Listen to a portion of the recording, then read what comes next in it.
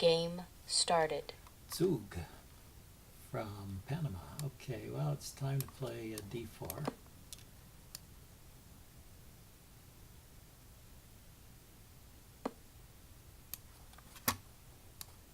And we get a normal opening. Oh, a Benoni. Or a Benko. Yeah, Benko gambit. Okay, haven't seen one of these in a while. So I normally take and then play b6. So it's called half accepted in some opening books. The half accepted line. Take it and then you give it back. So it's not a gambit at all at this point. But well, the point of doing this is it takes black a move or two to round up the pawn, and the this pawn that he has on the A file is weak, so it's a target later, and it also prevents him from getting pressure on two files. So he only gets pressure on the B file here, so it's easier to plan for. That pressure, but it proceeds a lot like a normal Benko gambit. Yeah, black normally fin-kettos, and he's still going for pressure against b2. And I can bring my knight over. I think the knight can go to c4 here, and the bishop can come out to d. Okay, so he took the pawn with the queen. So the knight on c4 will hit the queen, so that'll gain a tempo. And it will look at this square on. It'll look at this square on e5. So if his knight hops in there, I might just trade it off. Then I'm going to develop my light squared bishop and castle.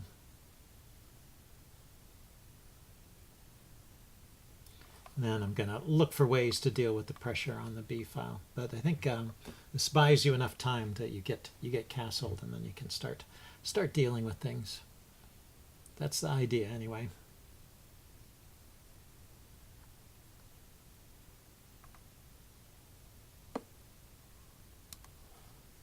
Yes, I think that's pretty normal, the queen dropping back to c7. Then his knight can come to b6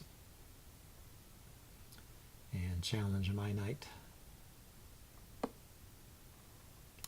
And I can castle. And now after castling, well, in the right circumstances, I have the move f4 to chase a knight away from the e5 square if I want to. Okay, so he's undermining the center here. Guy will take. So take with the pawn. And we'll open up the F file for him. Leave him with a weak D pawn, though.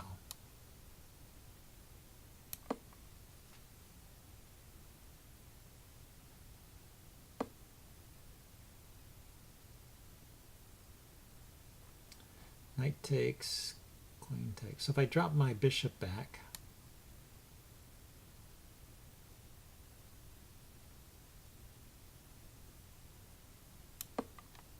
holding on to my e-pawn, I am threatening just to take his d-pawn here. He can push forward. Maybe that's something he should consider. I take, he takes, and then I have to move my knight. Yeah.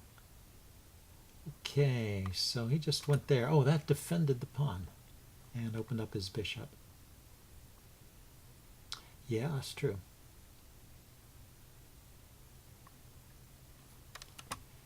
And can I play e5 myself? He takes.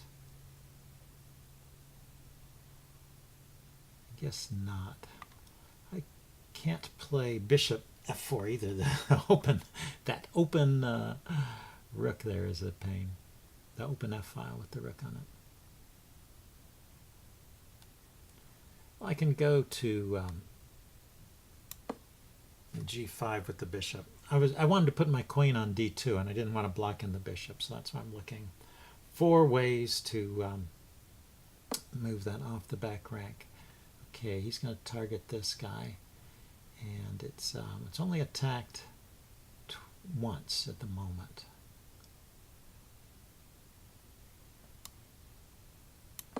So I should be okay here.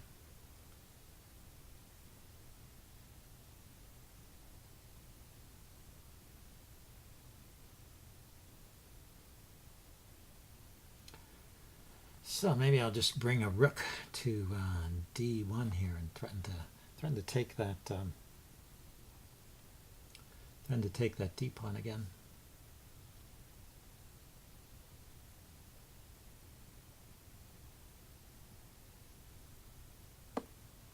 Yeah, so he goes there. That's a way of trying to resolve the situation quickly.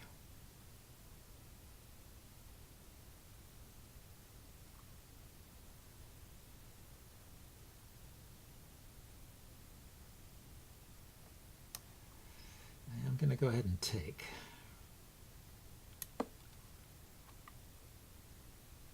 So, okay, so his d pawn is going to be very securely defended. Where is his rook going? If I play bishop here, his rook can come to f7, I guess. Or there. Yeah, his rook has squares.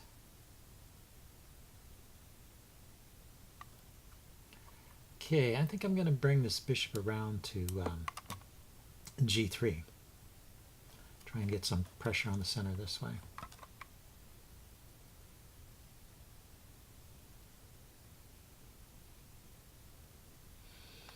Could also consider f4 in the right circumstance, but he has a check here as well, so it's not like it's not like that bishop is going to get trapped there.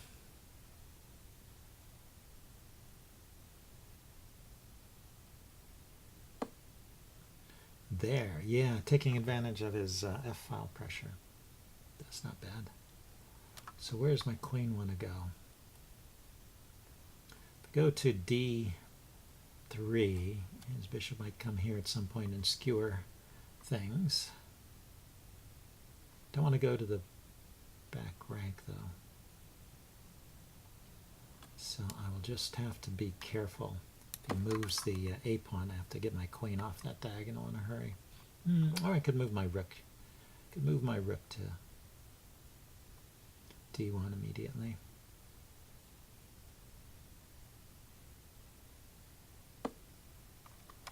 Yeah, so that was my idea anyway, was to get my bishop to g3, so there it is.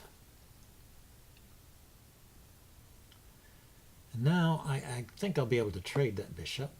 Yeah, and he's going to trade the bishop in exchange for having this massive pawn wedge here.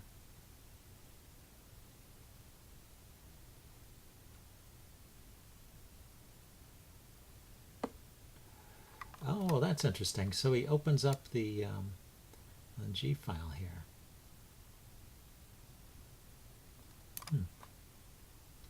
Yeah, I want to play G3 and trade that off, but he might just push forward to F3, which would be pretty annoying. So let's start with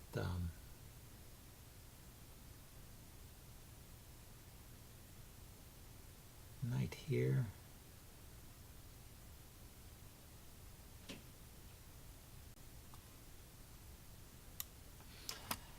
Yeah, there's no way to get my knight to the f3 square. I guess I have to start with the move f3. If I want to undermine with g3, I have to play f3 first. And then maybe the knight should really go to e2 so I can play g3. Yeah, he goes that way. So knight over here to e2.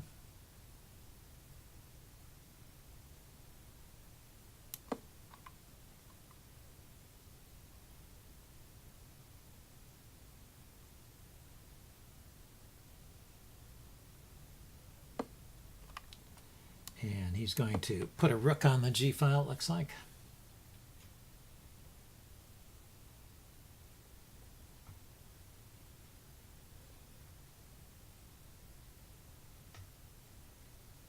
It's interesting. Yeah, it's a very atypical Benko type of position.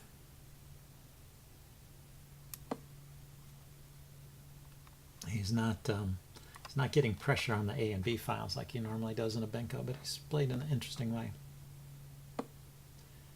So he's going to do something over there.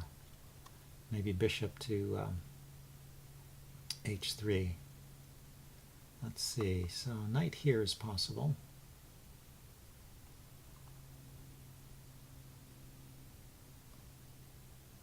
Server announcement.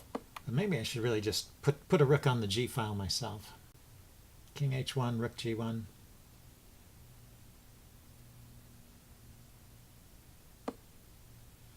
He goes there. Okay, let's put the pawn on B3 so it doesn't come under attack later.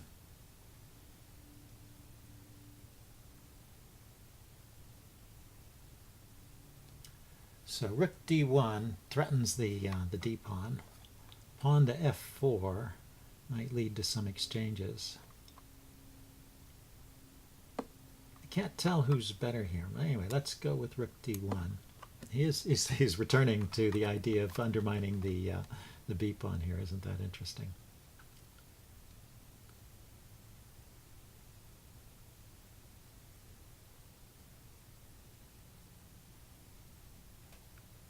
The classical Benko maneuver. Yeah, so he decides to open up by pushing forward, so not waiting around for me to do something about it. So where's that knight going? It can go here and force a trade of my queen or my bishop for his knight. Wonder if there was a way for me to block the his queen's view of the H-pawn. That would be good.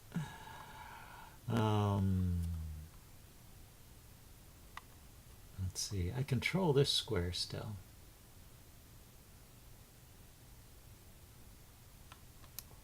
Okay, queen here. Maybe I'm threatening to take his knight and win two pieces for a... so he goes there. So he wasn't looking at the queen and the bishop. He was looking at bringing his knight over here to this square, which is a reasonable thing to do as well. So if I bring my knight here, his bishop can just take it.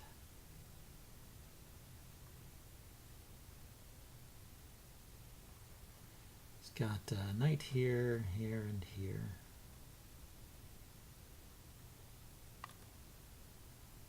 Knight here to here. Right here he just takes.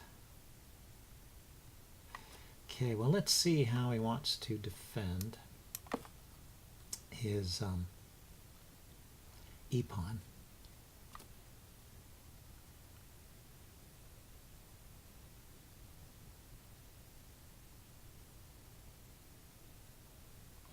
And my queen's also looking at this rook, so if his rook ever lifts, that's an idea to take there.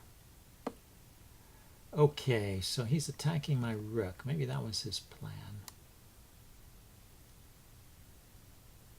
Not worrying about this pawn for the moment. It's still two pieces. Okay, and then he comes over to defend. Let's see, knight here, knight here. Yeah, I still can't play the knight there. What can I do?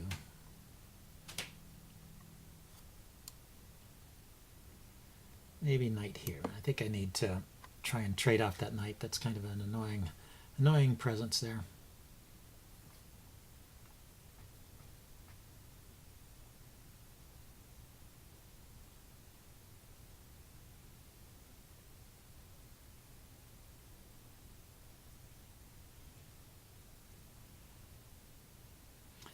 That does allow him to play bishop to f5. I have to drop my queen back to c4 to defend.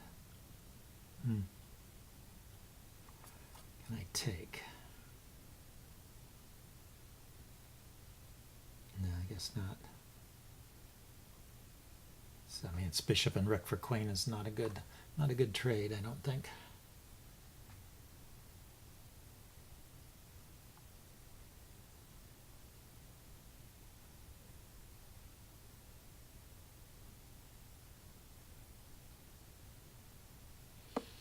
Yeah, he went for that. That makes sense. So I think the only square is c5. So let's go ahead and play that.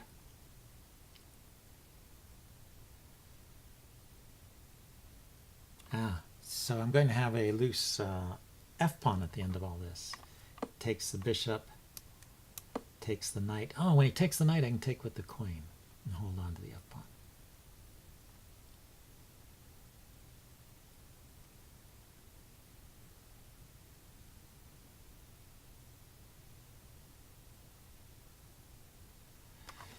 You know, I do have the slightly better pawn structure here, so that's interesting.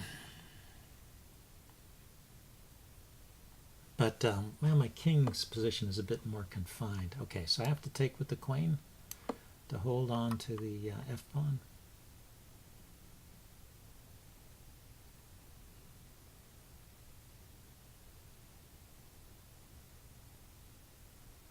See, his queen is defending these pawns. Queen and rook defend that one. King and queen defend that one. Could lift my rook up to attack this pawn. You know, in a way, his king is more confined than mine. You know, doubling rooks and putting my queen on e4 looks like a plan here. Yeah, so his plan is to pile up on that guy. So if I just defend from the side, and he pushes the pawn forward, I can take, I can come here with check, and take, there. It's not a check, but he can bring his queen to f2 and force a trade. Goes there with the queen. Okay, so I thought I would just double here.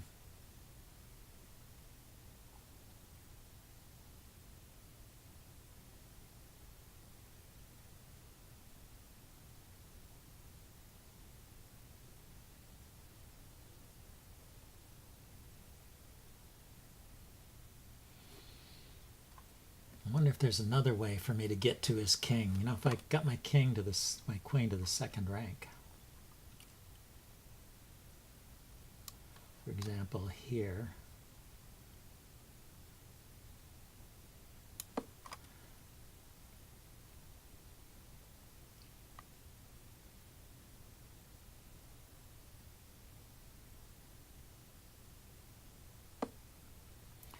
Yeah, rook there to block. So, queen here.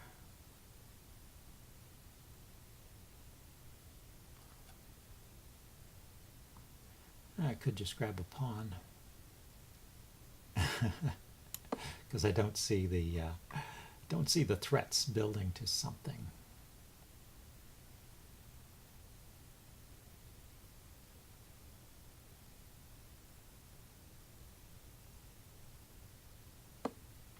Yeah, that's the way to do it. So let's where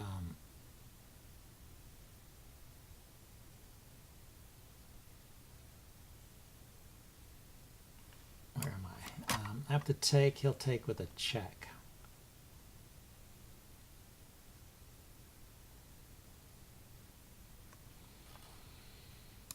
Or I grab this pawn.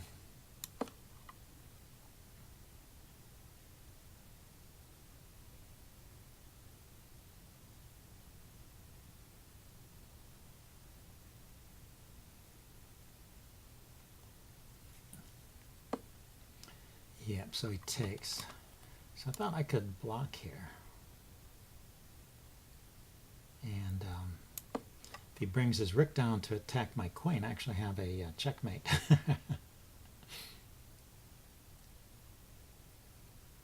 it was not so simple for him.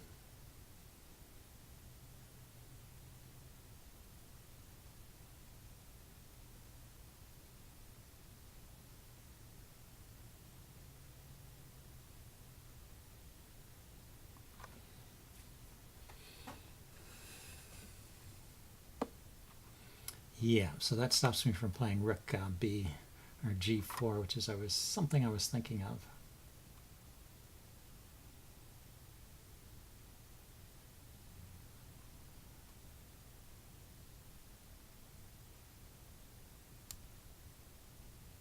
How about here?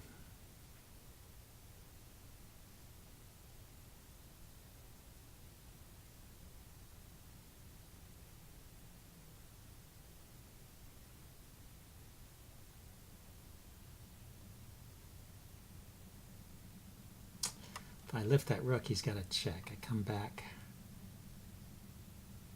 It goes there.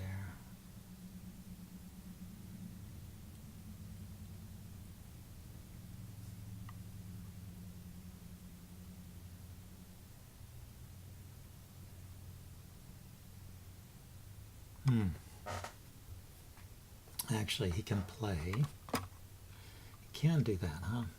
Okay, so I thought I had the check and the queen check. He just keeps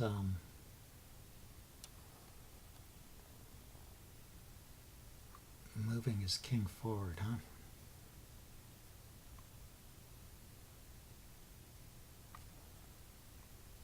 If I take here,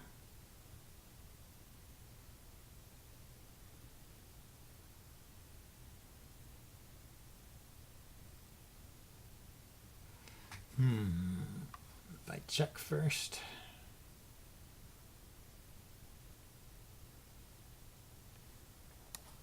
Check. yeah, I'm running low on time, so I guess he's calculated all of this out.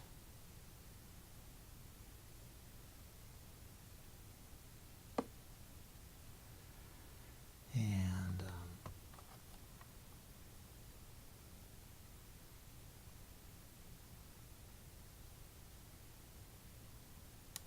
is this check? Check.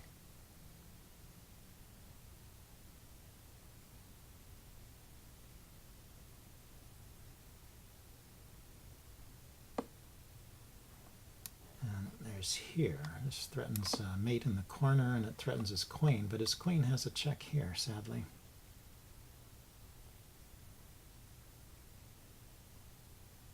Check. Or he has that check.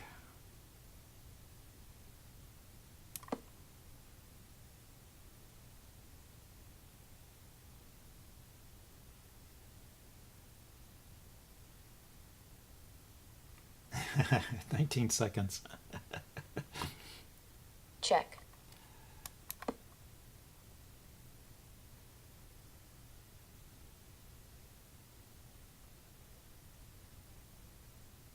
Check. Yeah, I think he has a win here. Check. Like that. Keeps playing those checks, and I can't seem to avoid it. Checkmate. Well, it was a good game. What can I say? I will upload this and do a postmortem. See you guys later. Bye.